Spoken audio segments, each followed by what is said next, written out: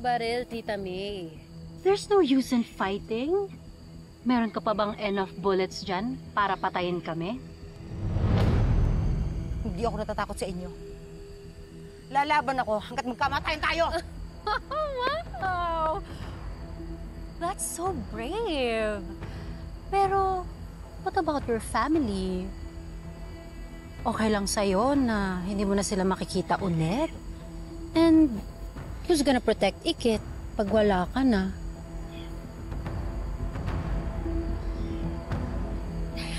I suggest na pag-isipan mo munang mabuti before you do anything stupid. For the sake of your family and Ikit.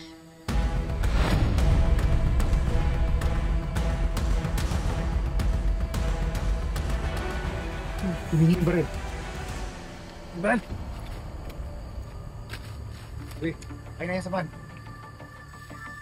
Angela, naniniwala ako na hindi ka kasing sama ng mami mo at ng tita mo. Please, Angela, huwag mo sayangin ang kinabukasan mo para maging kriminal ka lang. Angela, kung tutulungan mo ako, sasabihin ko sa mga pulis na biktima ka lang din. Na napilitan ka lang gawin ng mga to. Angela, tama na. Please, tigilan mo na to.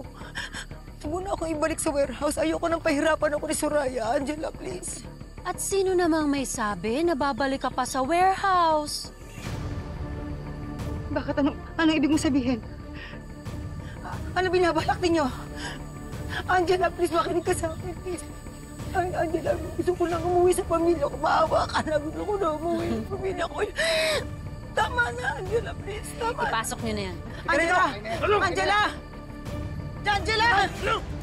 Pasok!